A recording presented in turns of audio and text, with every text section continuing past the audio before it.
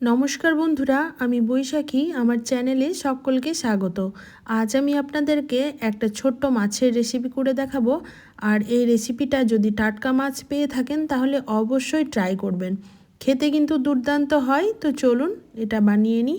আর কিভাবে বানাচ্ছি প্রত্যেকটা স্টেপ বাই স্টেপ দেখতে থাকুন। আশা করি আপনাদের খুব ভালো লাগবে। তো দেখুন, সকালবেলাতেই আমি কিছু টাটকা পুঁটি মাছ পেয়েছি।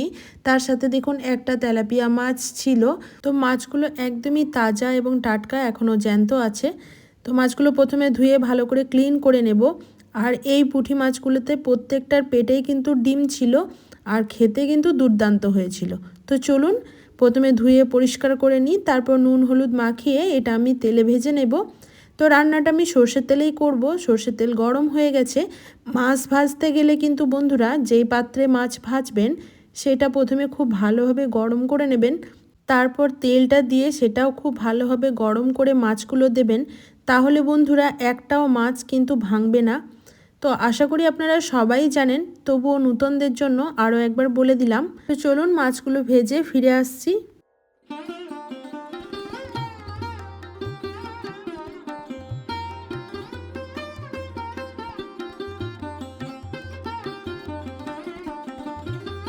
মাছ ভাজার পর যে তেলটা পড়ে আছে ওর মধ্যে দিয়ে দিলাম 1 চা চামচ পরিমাণ কালো জিরা। তারপর দিয়ে দেব কেটে রাখা পেঁয়াজের টুকরোগুলো।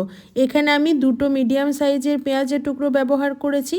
এবার পেঁয়াজটা খুব ভালো করে একটু ভেজে নিতে হবে, লাল লাল করে ভেজে নেব। তারপর এর মধ্যে দিয়ে দেব 1 চামচ পরিমাণ আদা রসুন কাঁচা লঙ্কা আর জিরের পেস্ট।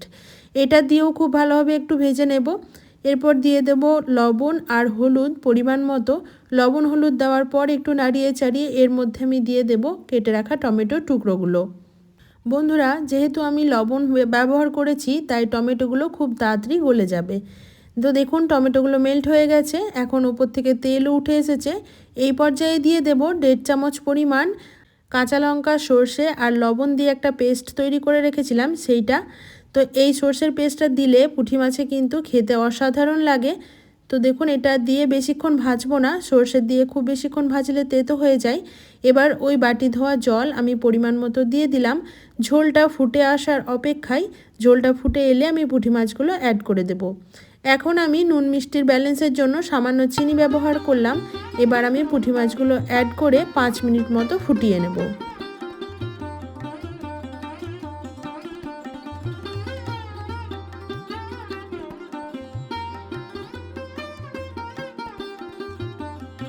বন্ধুরা, আমি 5 মিনিট মতো ফুটিয়ে নিয়েছি। এখন আমি পরিমাণ মতো ধনিয়া পাতা দিয়ে দিলাম, আর দেব সামান্য সরিষার তেল।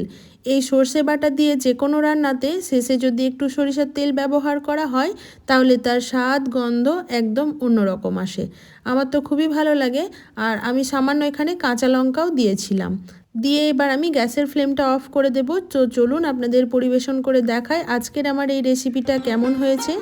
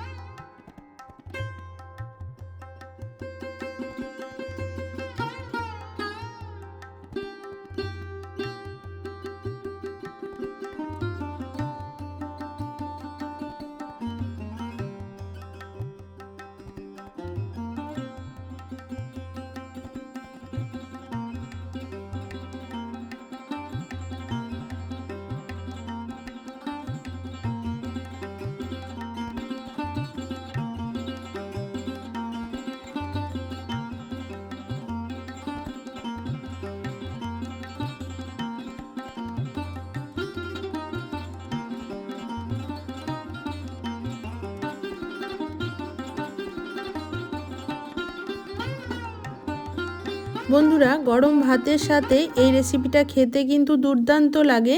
যে কোনো বড় মাছের টেস্টের তুলনায় এই রেসিপি অনেক গুণ ভালো লাগে। আপনারা অবশ্যই একবার ট্রাই করবেন। আর কেমন লাগলো ভিডিওটা আমাকে কমেন্ট বক্সে জানাতে ভুলবেন না। ভালো লাগলে একটা লাইক দেবেন। সবাই ভালো থাকবেন, সুস্থ থাকবেন। আবারও দেখা হবে নেক্সট কোনো ভিডিওতে। আজকের মতো আসি, টাটা।